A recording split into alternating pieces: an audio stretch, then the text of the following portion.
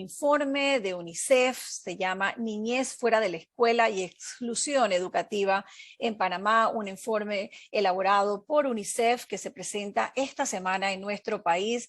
Y aquí tenemos hoy, pues en exclusiva, prácticamente un adelanto de este importante informe, y nos acompaña la consultora Irene Kidd de UNICEF. Bienvenida a Radio Panamá, Irene. Gracias por ayudarnos a entender un problema que es un problema latente en el país, y es la exclusión educativa. ¿Cuáles son los principales resultados de este estudio que usted ha realizado? Buenos días, Alejandra. Gracias por este espacio, por dedicarle espacio a educación, que es dedicarle espacio a la infancia,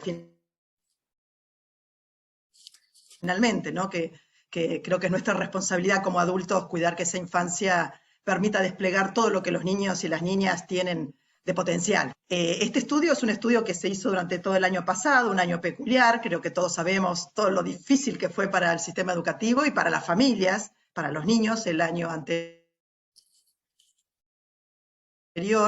Así que es un estudio muy reciente y que toma estos elementos vivenciales tan complejos del año anterior. Quiero simplemente mencionar que, bueno, UNICEF está sumamente agradecida por el compromiso que tomó el Ministerio de Educación, porque no es fácil animarse a tomar un estudio que va a revelar problemas, justamente va a poner problemas sobre la mesa por la vocación de tratar de solucionar. Lo importante o lo preocupante, lo que hay que poner en marcha es, por un lado, ver cómo que es posible identificar a estas niños, niñas, adolescentes que están fuera de la escuela, que es una acción que requiere movilización social. Hay que sumar a las iglesias, a los médicos que atienden en su consultorio y demás. Todos tenemos que encontrar, y el propio ministerio, por supuesto, dónde están esos niños, porque tienen que terminar al menos la premedia, que es la educación obligatoria, y ojalá terminar la media. Y el otro tema que este enfoque trata de poner sobre la mesa es que tenemos hoy estudiantes que están en la escuela, pero a riesgo de abandonar. Y ya hay algunos indicadores muy claros, muy firmes, en relación con cuáles son esos riesgos o cuáles son los indicadores de ese riesgo. Y eso que tú estabas mencionando hace unos momentos, que es el indicador de estar cursando con sobreedad, es un indicador sumamente relevante, porque nos indica si un estudiante, suponte, tiene 11 años y en lugar de estar en sexto está en cuarto grado, significa que ya ha tenido dos situaciones de fracaso en su escolaridad. Por ahí abandonó durante el año y después se reinsertó y está en la escuela, pero a riesgo de que, suponte, cuando pasa premedia, si tiene una dificultad, en primero o segundo año de premedia se va a ir con 14 años sin haber siquiera terminado la premedia. Entonces, este estudio lo que alerta es sobre cómo trabajar con los estudiantes que hoy están en la escuela, de modo tal de parar ese drenaje, hacer las dos cosas, ir a buscar al que se fue, pero detener lo antes posible esa hemorragia que va debilitando a toda la juventud, a toda la niñez en Panamá. Entonces, este estudio brinda una localización por territorios, es difícil de contar en este momento, pero sí da herramientas para decir dónde hay que localizar los esfuerzos, en qué grados, en qué localidades, y eso es lo que se está trabajando UNICEF en profunda articulación con el MEDUCA. Y ustedes han hecho un análisis interesante sobre la situación en las zonas rurales, en las áreas de las comarcas, en la propia ciudad de Panamá. ¿Dónde identifica usted que está la principal necesidad? En términos de territorios, no es ninguna novedad este estudio que las zonas rurales y comarcales encuentran una mayor dificultad en completar el itinerario, pero también lo que surge con claridad es que en las zonas de concentración urbana, en los lugares más que concentran situación de pobreza urbana, que también es muy afligente, ¿no es cierto? Tenemos muchos problemas para concretar ese recorrido educativo con calidad. Lo que quisiéramos destacar en este estudio, digamos, más allá de una situación severa que se puede ir encarando tiene que ver con ir trabajando en identificar lo que se llaman los cuellos de botella, que son esos puntos donde la exclusión se genera o se agrava. Y en ese sentido es muy importante, y ya de cara al próximo ciclo lectivo, es una actividad que se está involucrando fuertemente el MEDUCA con las indicaciones que da, y como insisto, se ha trabajado con UNICEF al respecto. Hay un momento para cuidar como un tesoro, que son los inicios a cada nivel.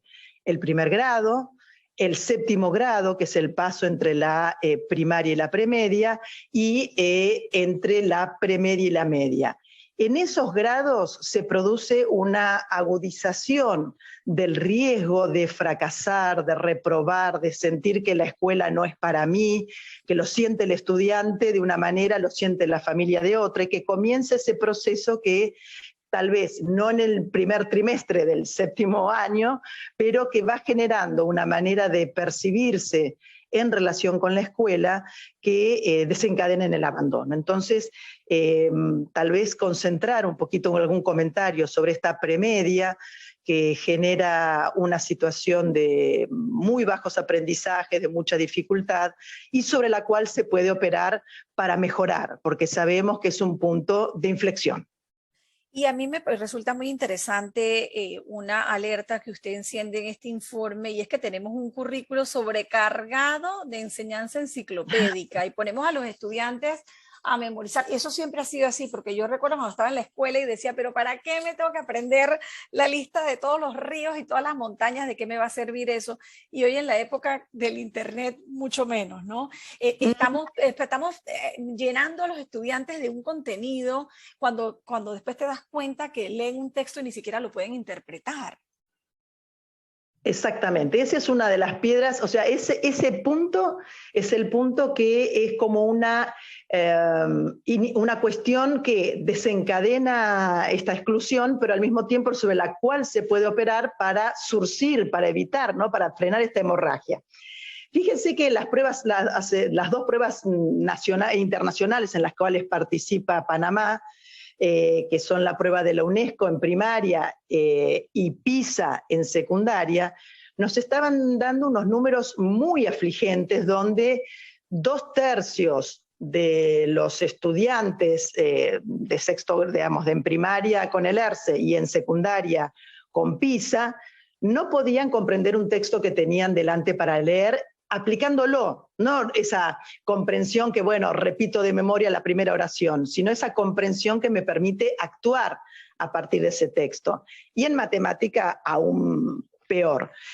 Pero esa situación que reflejan las evaluaciones internacionales, en realidad está en la base de una inercia que está en proceso de transformación, pero que tiene que acelerarse, que es esta inercia contenidista. Y como bien dices, es tal vez lo mismo que estudié yo, que soy bastante más grande que tú, y que todavía hay una inercia de que lo importante es recordar contenidos aislados de cada disciplina.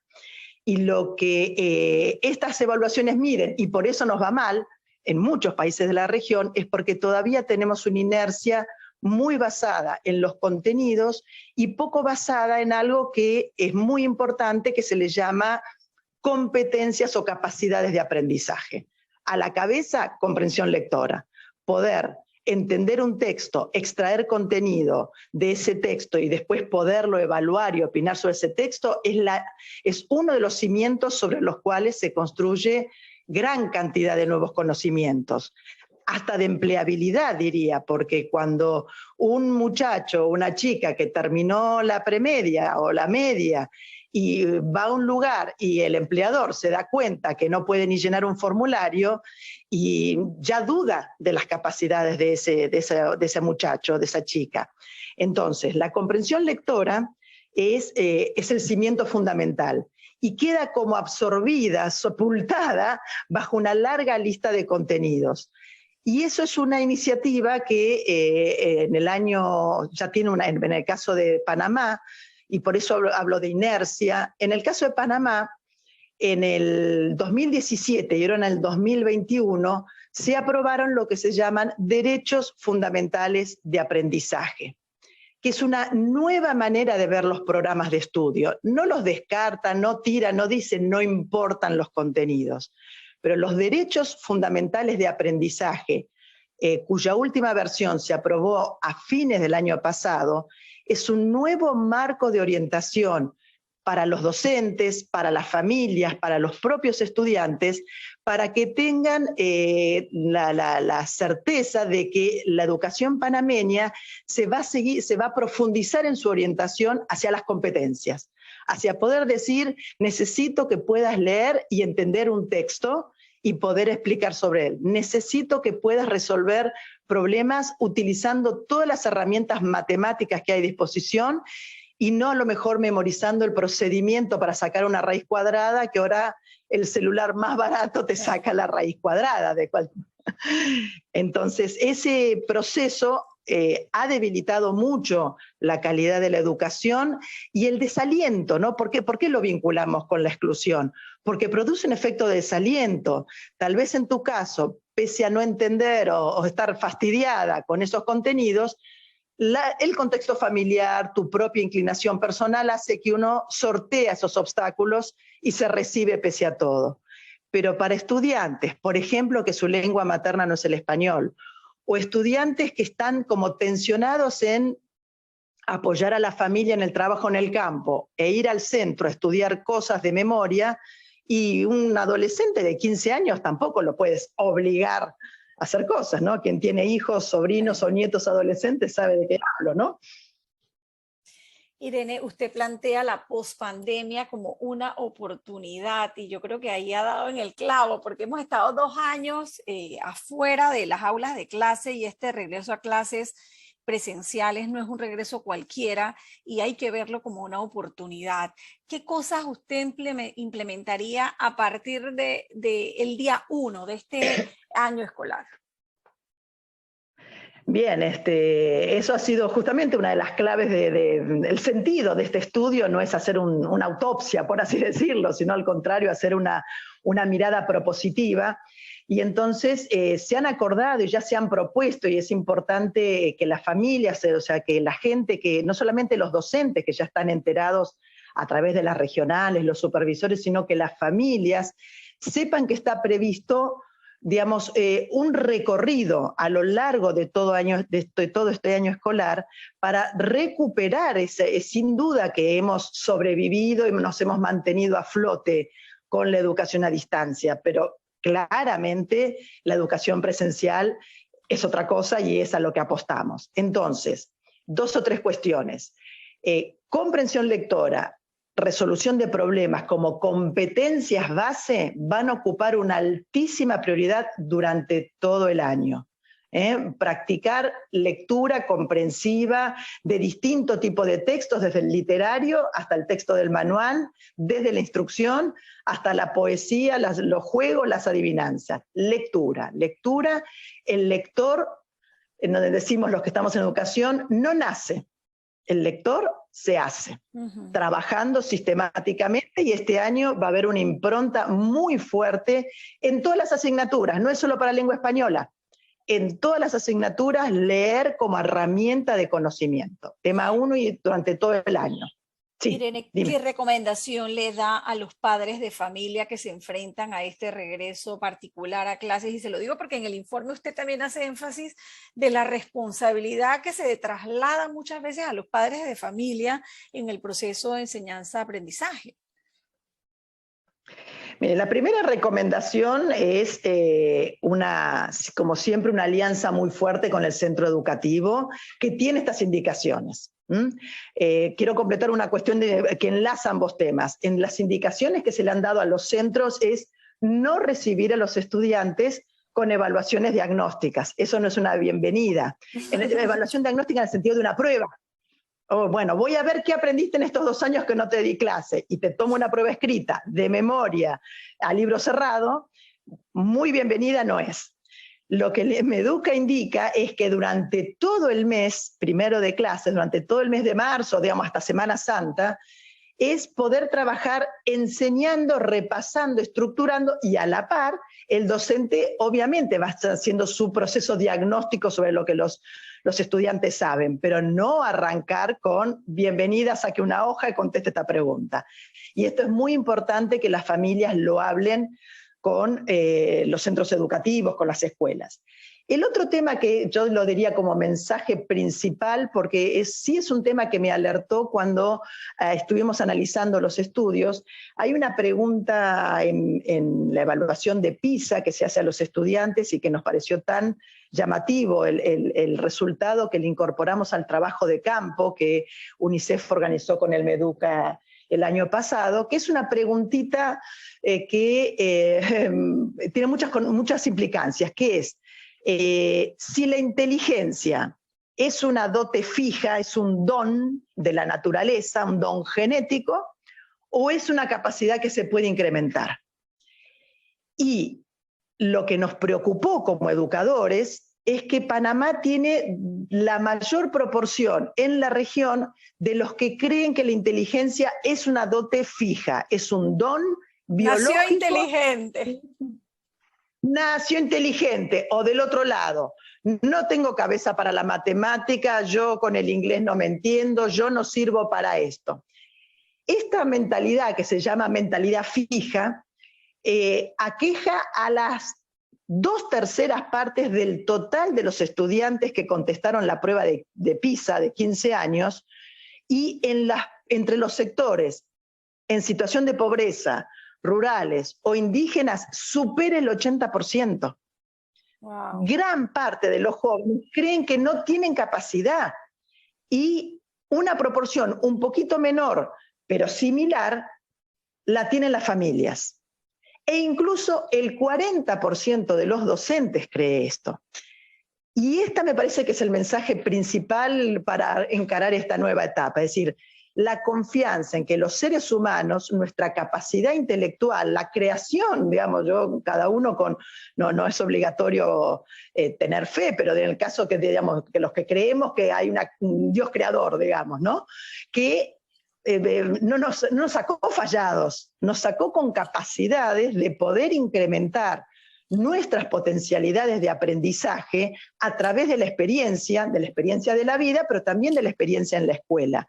Entonces, el mensaje principal sería, miren, hay muchas evidencias de que el ser humano tiene capacidades distribuidas en toda la población. Tal vez en matemática no se le da porque tal vez lo que estábamos haciendo de matemática era tener que memorizar una larga lista de contenidos. Pero si empezamos a trabajar la matemática, un adolescente que está siguiendo los puntajes de su club favorito está haciendo matemática. Una muchacha que está preparando una fiesta porque van a reunir y están preparando cosas para organizarse, está haciendo matemática. Es decir, si nosotros logramos como docentes, nosotros ahí me pongo en el lugar, me pongo mi sombrero de profesora, logramos como docentes brindarles situaciones donde realmente tenga sentido usar la lengua, la matemática, esa inteligencia se desarrolla. Entonces, confianza en las capacidades de nuestros estudiantes, de las familias, también la confianza en los docentes. Ayer estuvimos de gira, estuvimos en Panamá Oeste, estuvimos en Puerto Jaimito, en Playa Chiquita, en Espavé, vimos los equipos docentes trabajando y preparándose para este año escolar. Así que la recomendación es confianza y el día a día. Todos los días leer un poquito, todos los días hacer la tarea. Realmente volver, nos pasó un camión por encima, digamos, con el COVID nos pasó un camión por encima. ¿Podemos salir hoy a correr una maratón de 10 kilómetros? No, pero sí tenemos que hoy empezar a hacer hoy 100 metros, mañana 200 metros, pasado 300 metros, primero caminando, después trotando, después corriendo, y tenemos en el horizonte la capacidad de volver a hacer esta maratón, ¿no?, del conocimiento, del aprendizaje y del desarrollo.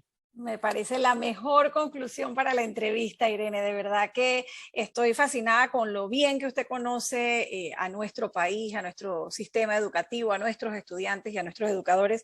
Y estoy segura que con la bendición de UNICEF la voy a poder volver a invitar para seguir analizando estos temas que resultan tan interesantes y que creo que usted ha hecho muy buenas recomendaciones. Muchísimas gracias, disculpe los inconvenientes de comunicación, pero bueno, le agradezco enormemente el tiempo para la audiencia en general, que es quien cuida de los niños, las niñas, los adolescentes y que son nuestra esperanza realmente. Gracias, Irene.